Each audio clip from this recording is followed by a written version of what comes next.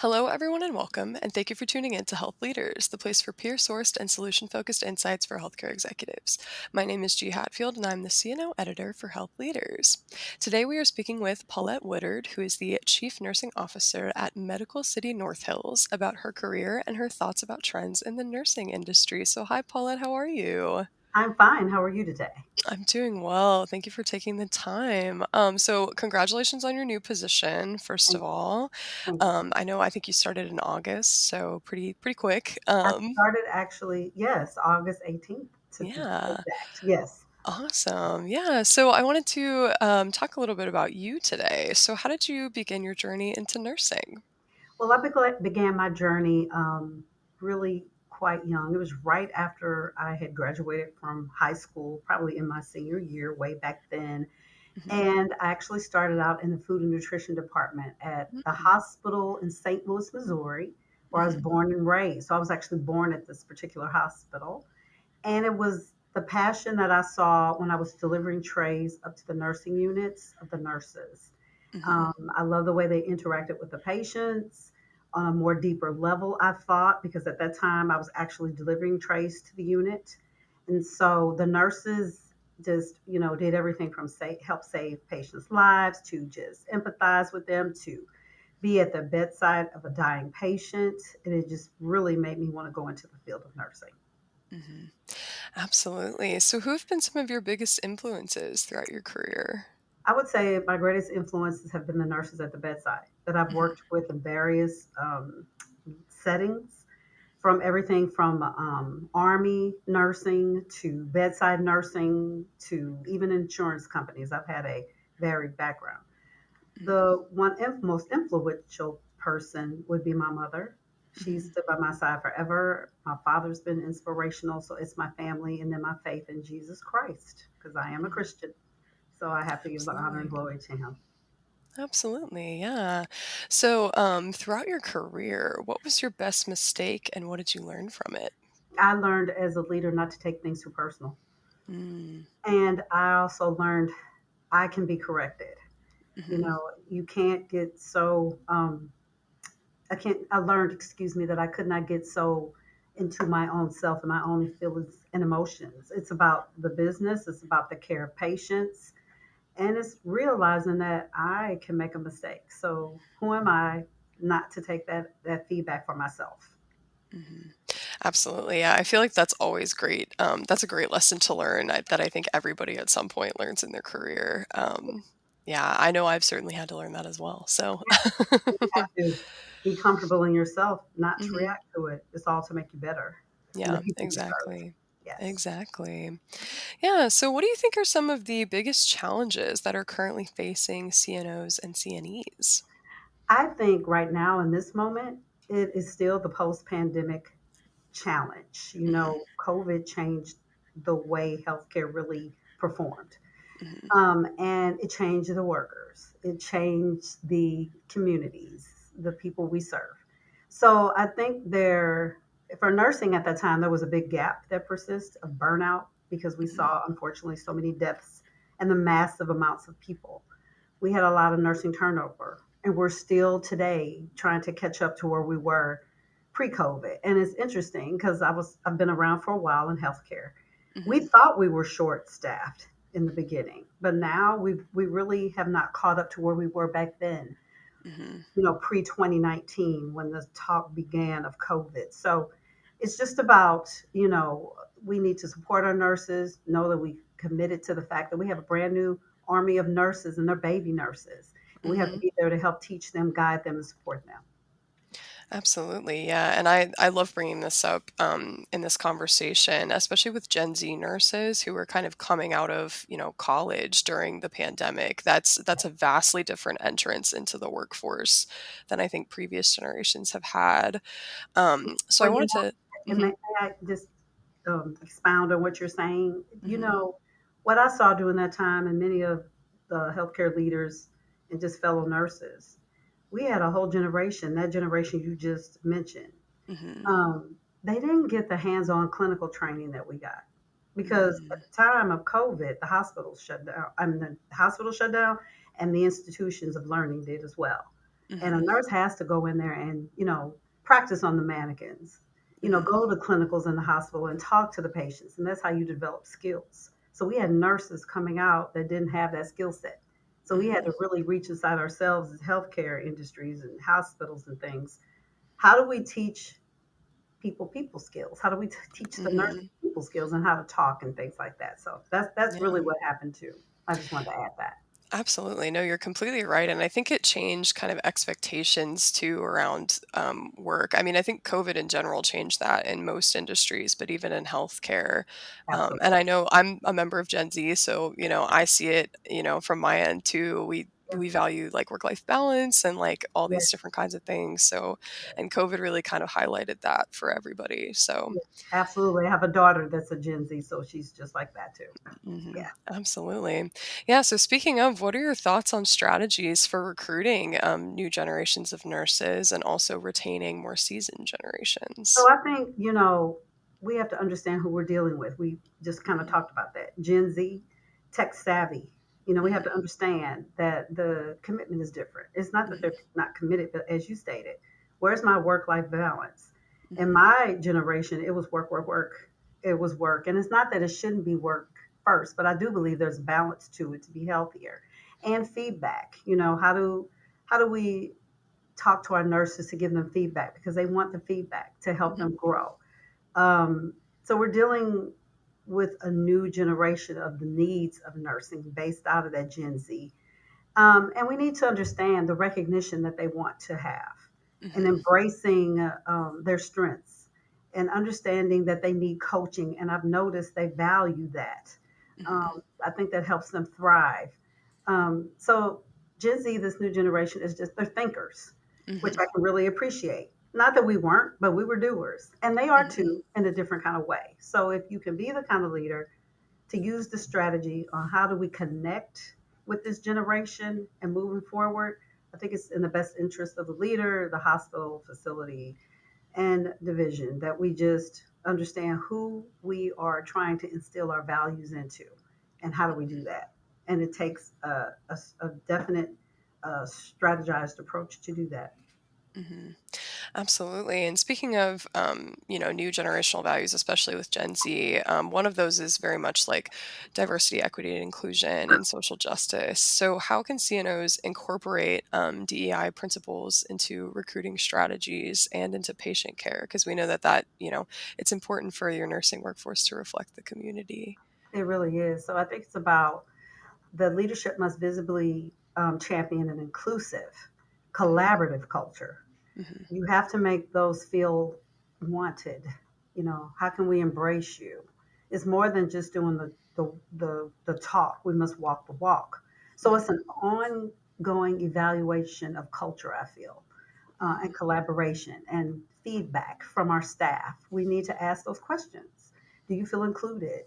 You know, if not, why? And then I feel like leadership in hospital, mainly the senior leadership team, usually that's over hospitals, they have to take that feedback and create interventions and strategies to help cascade through the facility and the workforce. Hmm. Absolutely. And I want to circle back to your point about COVID as well. Obviously, we know workplace violence in nursing has always been an issue, but I feel, especially since COVID, there's been data to show that it's gotten pretty significantly worse, depending on what study you read. So, how do you think CNOs can help prevent workplace violence and support overall nurse well being? Well, I think that CNOs have to understand this is the place we are now, unfortunately. And it is different. It was not this bad before. Hmm. Number two, I feel like you have to implement operations to tackle it, meaning there's courses that we could train staff, one of them being trauma informed care. Hmm. That course is really all about how do we get here? How do people become um, violent? Naturally, or most often, it's because of an organic brain illness Hmm. that they're born with or trauma that caused it.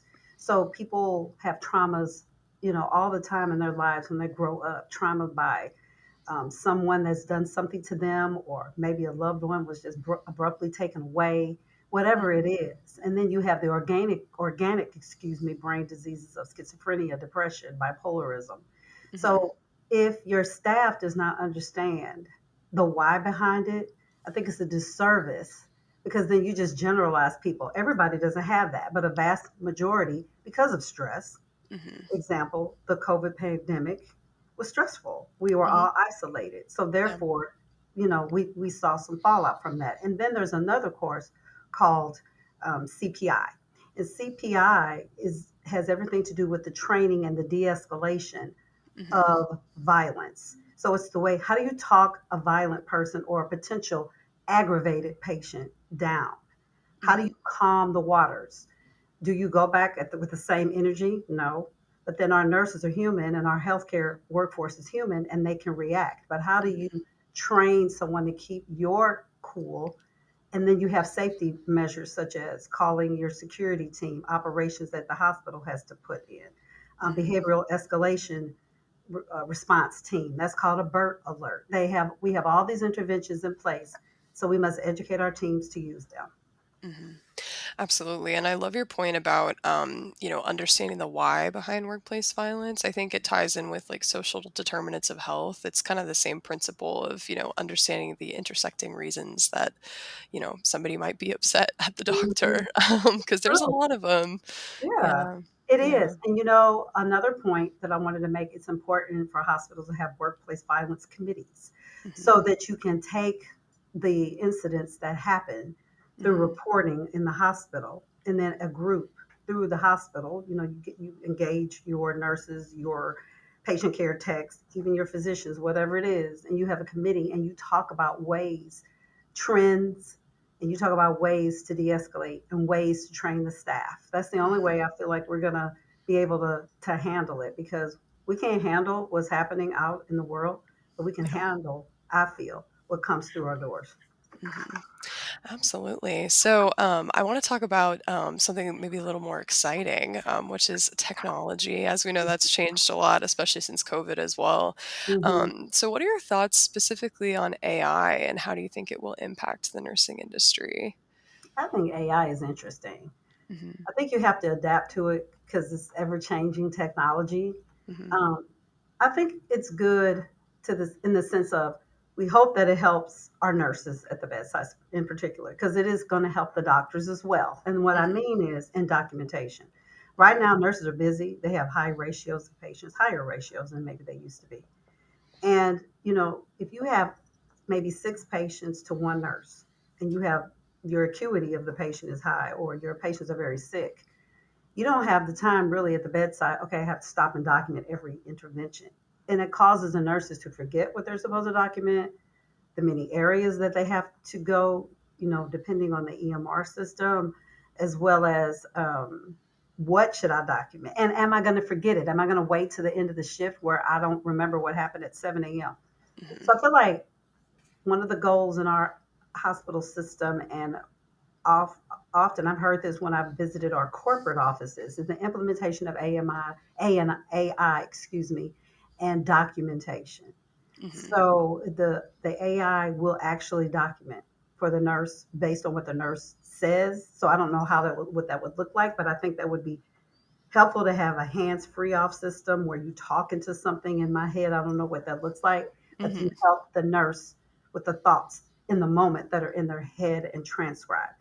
The other Hmm. thing is we already have some AI technology in the way of staffing, building the staffing grids as well as the nurse assignments. So I think it's going to free up the activities of the nurse so they can be more hands-on with the patients and not feel rushed. Hmm. I think the gap of it will be some of our nurses not understanding how to use the technology. You still have an older generation of nurses that work. They were Hmm. more used to the old handwriting or the newer days of just typing in notes and doing things. So this will be a challenge, I think, but I think once people really recognize what it can do and wrap their heads around the technology, it will be a good thing. Hmm. Absolutely, yeah, and, ambient listening is the one that you can speak into it and it'll transcribe and all that. It's really cool. I've gotten to, see behind the scenes for some of those algorithms, and they're really cool. I mean, Yeah. yes, That's It's good. very cool. Yeah. So I wanted to take a step back and, kind of look at the treetop view of nursing for just a minute. There's a lot of things obviously changing within the scope of healthcare and in general in the country right now. So, how can CNOs get involved in the legislative process to really advocate for nursing to make sure that the industry can be sustainable? Well, I feel like CNOs have to understand that they must be a part of the legislative process. Hmm. By doing that, they have to actively be participating in a nursing organization. We have plenty of them, such as AONL, Hmm. TONL, the ANA, the American Nurses Association. So you can't really influence policy and legislation if you sit on the sidelines. For instance, there's a big Capitol Day in Austin where all the nurses gather to talk to senators, legislative personnel, excuse me, and that's when all the nurses can get together and talk about our needs and talk about what's working in Texas and what's not. Hmm. That's one of the Texas activities. Hmm. But it's understanding too that we need to pull in our younger nurses so they understand and they Hmm. the support that's really there for them that they really can't see. So I think Hmm. CNOs have to be the role model for that. Absolutely, yeah. So, I know we've talked about a lot of different kind of concepts and everything today, but are there any strategies that you want to highlight in terms of how you're planning to address some of these challenges in your hospital? Well, first of all, it's like what we were saying. We have a lot of young nurses here. We have a lot of young nurse leaders that just left the bedside, not a lot of experience in management. And it's going to take the strategy to me of educating what Hmm. good looks like. Hmm. Um, and to tell them the why behind it. How do you master sustainability on your units without creating a lot of turnover? How Hmm. do you get the team to trust you? How do you yourself be looked at as a role model? For someone to say, hey, that's the kind of nurse I would want to be. So I Hmm. think we have to do that. And I think it's up to me as the CNO to try to implement a lot of that in our organization. Mostly professionalism of nursing. Hmm. We take our profession seriously. Um, we have, I think, as a profession, I think we do, but we have some work to do. So it's the role modeling for me. That's the strategy of what I feel like nursing should look like. And most of all, patient safety. Do our patients Hmm. feel safe in our hospital? And Yeah. if they don't, how do we get it to the place they do? Hmm. Absolutely. So, to pivot back to you personally for a second, what are you most proud of? Again, my family. I have a Hmm. really supportive family. They have been with me every step of the way. My career is just really varied from, like I told you earlier, the food and nutrition department Hmm. to being an administrative assistant to working in insurance companies, army bases, you name it. I probably have done it. A Hmm. lot of different sectors in the hospitals, service lines, etc. But every step of the way, from my beginning degree, also associate degree, to my doctoral degree in nursing, my family has been there by my side, and it really has been my mom, because I was like a single mom household Hmm. at one point. My father did come into play. My Hmm. mother really was behind my side. I appreciate them both. And then now in my newer life, I recently got married 3 years ago. I have a very supportive husband and a Congrats. daughter. Thank you. So Yeah. it is my family that really, I'm proud of them for being proud of me. And they Hmm. tell me that all the time. Absolutely. Yeah, that's lovely to hear. It's so great when your family can be so supportive of your career. It's really special. It is. Yeah. So my last question for you is, do you have any advice for CNOs or CNEs? We have to remember as CNOs and CNEs that because in our jobs, we look at a lot of data. Hmm. Behind every data point is a patient Yeah. and the care we're delivering. But we have to understand that to get that out to our staff for the buy in, we can't, we might understand the data, and I think they should know a little bit of it, but we must employ the humanism of it all to our staff. These are human beings we're taking care of. Seriously, you took an oath to provide great, safe patient care. How can we do that? So I think it is the acknowledgement that the field is hard, Hmm. but You came into it for the love of it. So I think that we have to translate the data to the real human experience behind it and the outcomes based on evidence. Hmm. Absolutely. Well, thank you so much, Paulette, for your time. I'm really grateful to have had this opportunity to get to know you and hear your insights. And thank you so much to our audience for listening. Thank you, Paulette. Thank you so much for having me.